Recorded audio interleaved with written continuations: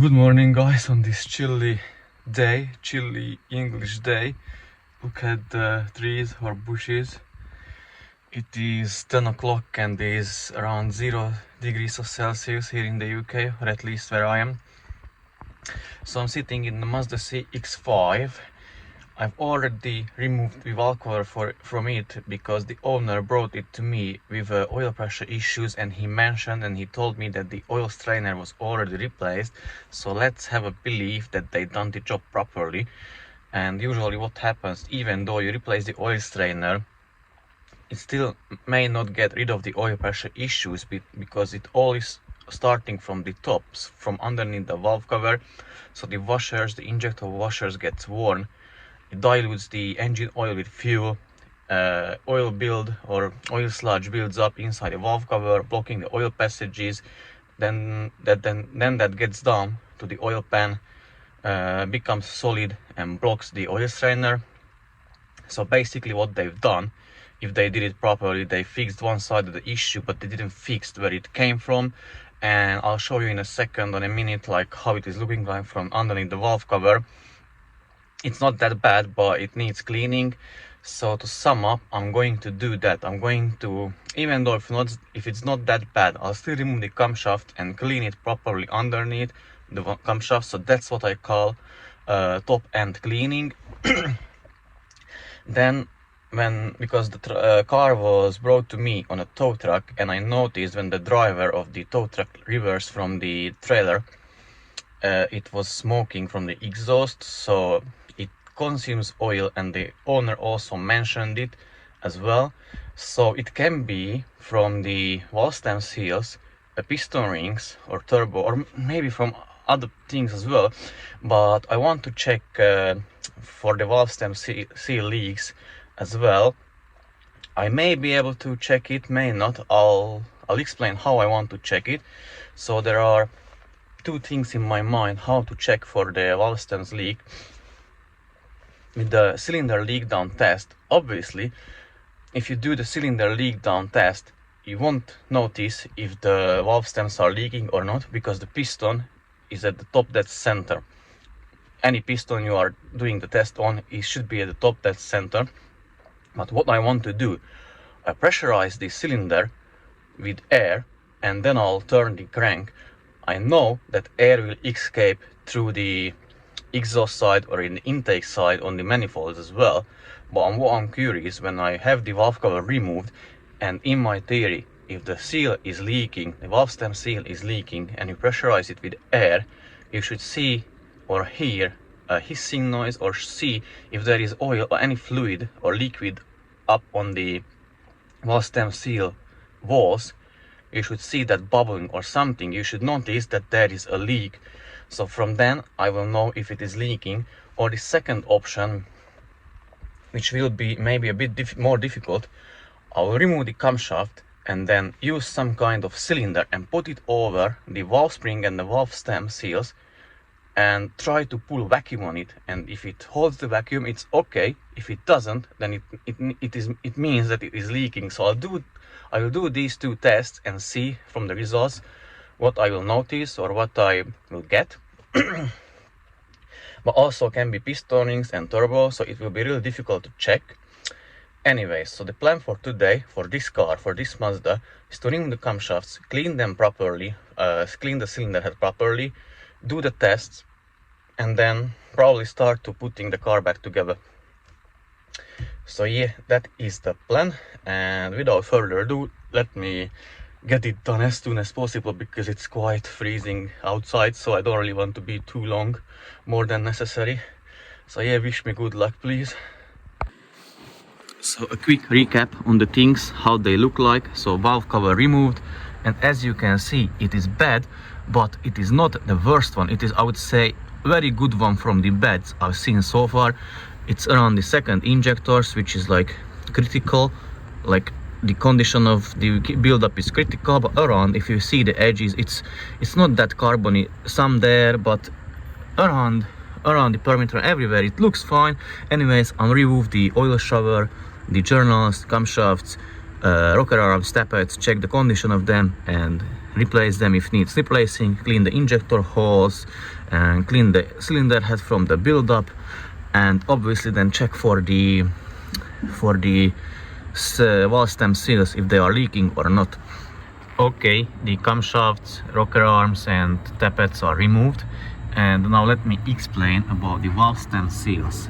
So this is a valve, there is a guide down there, the stem seal down there, and the spring around it, and here is like the valve keeper or cutter, I think, those two half thingies. So my theory was, or what I wanted to do, to get some rubbery thing like taller or longer than the spring itself, put it over so that it seals down there on the bottom of the valve spring, and pull vacuum on the top.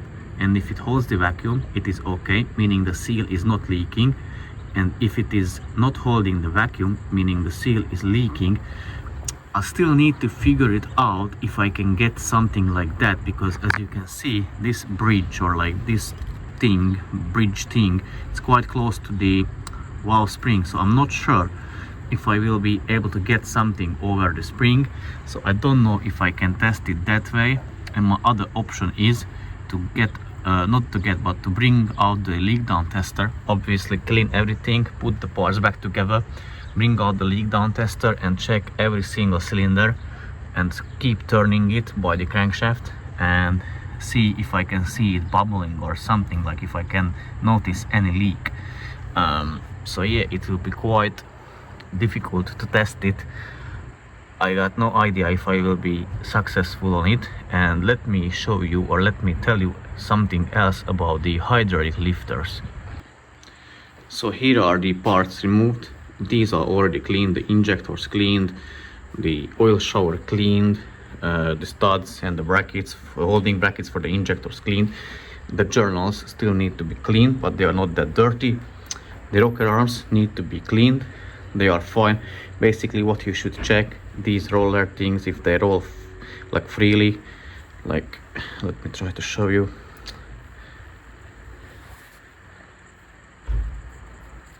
Yeah, they should roll freely. If they do, they are fine. Check all of them, then clean them. But let me show you the tappets. So these are the tappets. These are sitting underneath the rocker arms.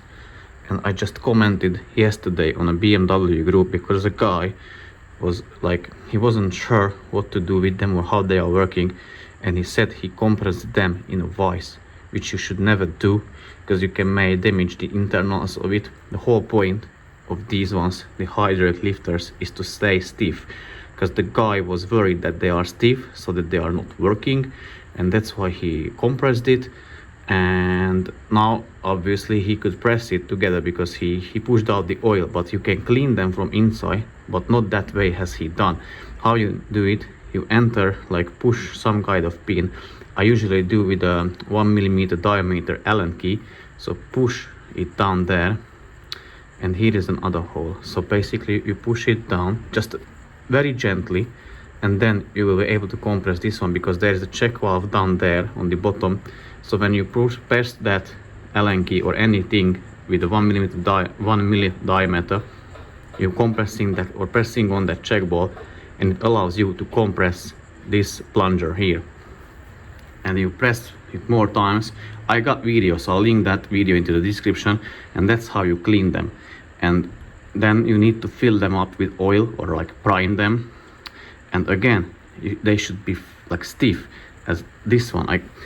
I got my gloves on, but I'll try to show you. I cannot compress them at all, and this is good. If they are soft, if you can compress them by hand, they need replacement. And also let me try to, because I think I've seen two, but maybe four. Usually underneath the variable valve timing rocker arms, those four usually needs replacement on these engines because the top is worn. I just need to, yeah, this is the one. So if you see that deformation on the top of it, so that means it needs a replacement. Because let's compare two. So see, that is completely flush or flat, and this is deformed, the right one, and the left one is okay. You see it has like a tiny lip, so that needs to be replaced. So yeah, this is what I wanted to tell you about the hydraulic lifters. And now I'll need to, obviously I'm going to clean the cylinder head first, and then I'll try to figure out a way how to test the valve stem seals. I really hope I will be able to get it tested. If not, I'll put back the car together and then test it and check if it's leaking oil, or if it's smoking from the exhaust like bluish. That's meaning that that's the oil. So yeah, let me get that done and I'll report back to you once I'm finished with the job. Okay, the cylinder head is getting clean, as you can see. Obviously this one won't have that such a wow factor, because the difference won't be that significant, because as I said, it wasn't on that bad side. Obviously on the second injector or around it, and around the first, there were the bit of the carbon chunks deposits, but all in all the cylinder was quite okay. So you see it is like a quite like very shiny beautiful metal color, so it's very good. But in my opinion, it is very good that it is done now and coated earlier than later, because it could have caused bigger issues. So I still need to touch up the surface a bit, clean it around the top, the cylinder head, clean the injector hose, clean this one a bit more. But yeah, I'm quite happy already with the results. Obviously I'll clean the passages where the tappets go, you see, so I check that it is flowing free. And yeah, once I'm done with that, I'm going to assemble the things together. And I decided, like, I cannot do the valve stem seal test, the one which I wanted to put something over it and pull vacuum on it. So I'm going to do the other method, where I'm going to pressurize the cylinder and turn the crankshaft and see if I can see any bubbling around the valves. And if not, I just put the car back together, drive it, test it, and see if it is producing that smoke from the exhaust, and we'll go from there. Well, I did put back the parts, but the problem is, because I couldn't do the leak down thing test, because my adapter, like even for the glow plug or for the injector, it doesn't fit, so I cannot connect it, cannot pressurize the cylinder, and that's a problem. But I don't want to put the valve cover and the rest of the parts back together, because like at least I want to do one test on it for the valve stem seals.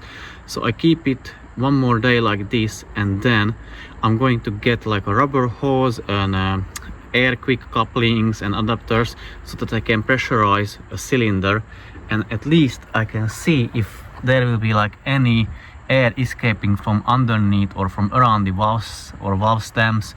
But yeah, it's ready to be assembled back together. I just want to get done at least one test if I wasn't able to do the other one, because I think that's impossible to do it, because it's so tight space, and you would need like a very thin rubber hose, but with the specific diameter, inner diameter and outer diameter as well. So it will be quite difficult. That's why I'm going to do the leak down thing test. So yeah, that's for today. Yeah, unfortunately I don't want to put it back together, and then like what's the point putting it back together, not doing any tests? So like at least this way I could confirm something, or like I can find out something why it is consuming oil. So yeah, that was it for today. Thanks for watching, and see you in the next one, guys. Bye bye.